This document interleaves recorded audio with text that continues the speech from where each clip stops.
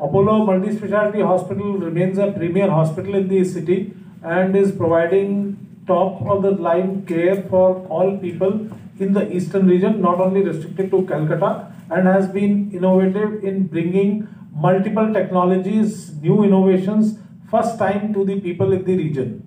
Among many different specialties, this time we bring a very new product of a growing concern to the people, which is breast cancer.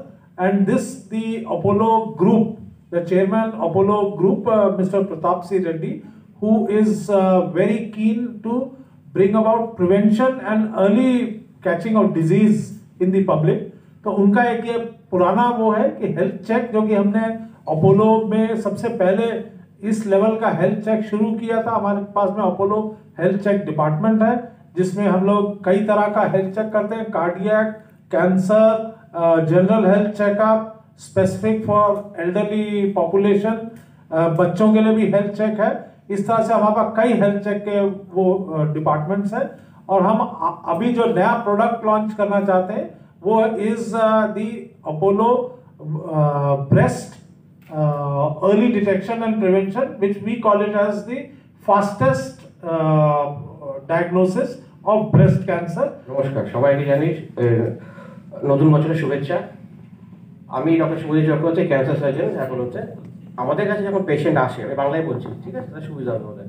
আমাদের যখন patient আসে, আমাদের দু রকম মেথডে আসে. আইদার ডাইরেক্ট ওয়াকিং করে পেশেন্ট সাসপেক্ট করছে, আর না হলে আমাদের চেক আপ থেকে আসে. বেসিক্যালি কি হয় কি, পেশেন্ট যখন একটা আসে তাদের মনের মধ্যে একটা ভীষণ টেনশন থাকে যে কী হবে কী হবে না. অনেক হসপিটাল দেখা যায় ট্রিটমেন্টের ওই ডায়াগনোসিসটা পেতে অনেক টাইম লাগে বলে তারা হারিয়ে যায়. আমরা অ্যাপোলোতে যেটা আনছি যে পেশেন্ট আমাদের ওয়াক ইন হলো 24 ঘন্টার মধ্যে তারা আমরা ডায়াগনোসিস করবো. তাতে আমরা ম্যামোগ্রাম, সোনোগ্রাম, সোনোম্যাম দুটোই করা হবে, প্লাস ওই সেটিংয়ে আমরা বায়োপসিটা করবো. সেটাই আমাদের প্যাথোলজিস্ট, আমাদের অঙ্কোপ্যাথোলজিস্ট টিম যেটা আছে ডেডিকেটেড, তারা ডায়াগনোস করে উইদিন 24 ঘন্টা. কারণ একটা কী হয়, যখন একটা মহিলার মধ্যে আমরা একটা স্তনে যখন ক্যান্সার বা স্তনে কোনো একটা পিণ্ড দেখা যায়, তার মাথায় অনেকগুলো ক্যান্সার নিয়ে অনেক ভয় থেকে নেগেটিভ থটস আসতে শুরু করে থাকে. তো এটাই, আর এটা আমরা যেটা ফলো করছি, যেটা আমাদের ফ্রান্সে গুস্তাভো রসি ইনস্টিটিউট আছে, সেখানে এই প্রোগ্রামটা করা হয় যে উইদিন 24 ঘন্টা আপনার ডায়াগনোসিস হয়ে গেল. একবার যে ডায়াগনোসিস হয়ে গেলো সেরকম অনুযায়ী আমরা আবার আগের ট্রিটমেন্ট স্টার্ট করি. বেসিক্যালি কী হয়, আমাদের দেশে কি ব্রেস্ট ক্যান্সার নিয়ে অনেক মানে ভ্রান্ত ধারণা আছে যে বায়োপসি করলে ছড়িয়ে যাবে.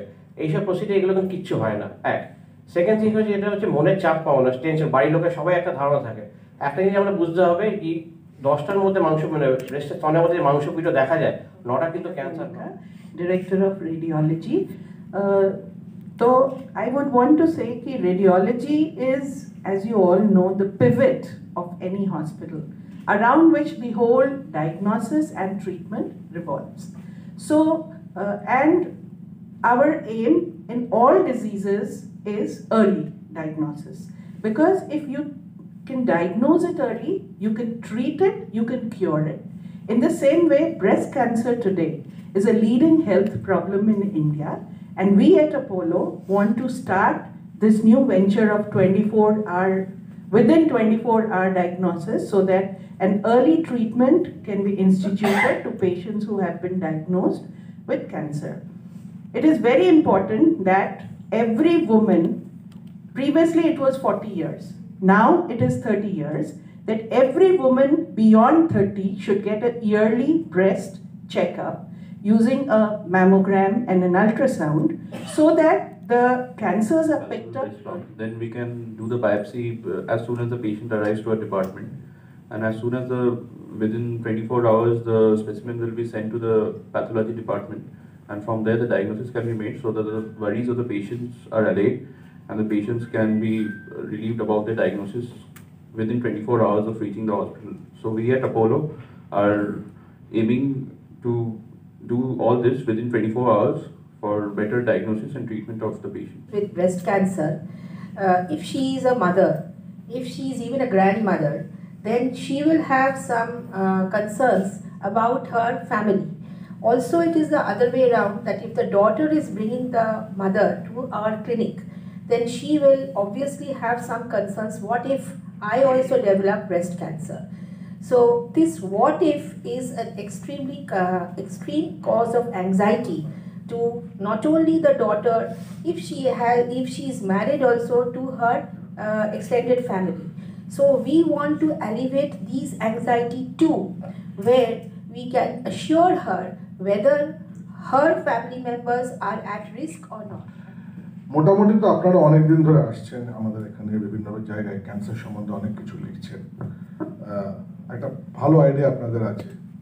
আজকে যে জন্য ডাকা হচ্ছে যে ব্রেস্ট ক্যান্সার যে পরিমাণ ধারণ করছে আজকে সমাজে, নাম্বার 1 ফিমেল ক্যান্সার হয়ে গেছে, এবং যত পাশ্চাত্য দেশের ওয়েস্টার্ন লাইফস্টাইল আমরা অ্যাডপ্ট করছি, এবং অন্যান্য নানা কারণে মেয়েরা পরে বিয়ে করছে, সন্তান হচ্ছে না, ব্রেস্ট ফিডিংয়ের ইনসিডেন্স কমে যাচ্ছে, ওবেসিটি, সব মিলিয়ে ব্রেস্ট ক্যান্সারের ইনসিডেন্সটা খুব বাড়ছে। এবং ওই বাংলা একটা কথা আছে না, ঘরে ঘরে হচ্ছে, প্রায় সেরকম অবস্থাতে দাঁড়িয়ে গেছে।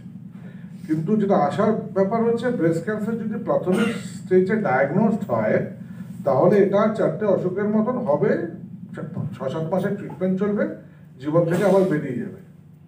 প্রথম 5 বছর একটু রেগুলার চেক আপে থাকতে হবে, কিন্তু জিনিসটা কেটে যাবে।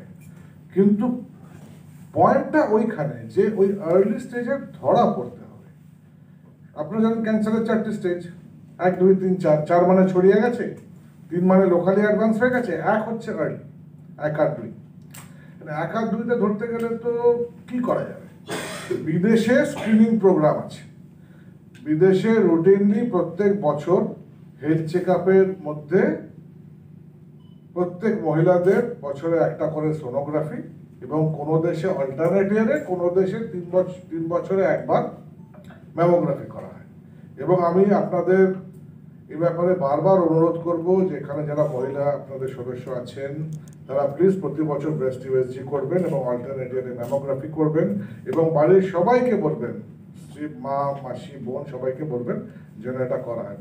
আমি বলছি, ডক্টর সঞ্জীবন পাত্র অলরেডি আপনাদের বলে দিয়েছেন আমাদের রোল কোথায়। পেশেন্ট আমাদের কাছে আসে না, বাট ডেফিনেটলি আমরা অ্যাজ আ টিম ওয়ার্ক করি, আর এই 24 ঘন্টার মধ্যে যে ডায়াগনোসিস দেওয়া, তাতে আমাদের একটা ইম্পর্টেন্ট রোল আছে।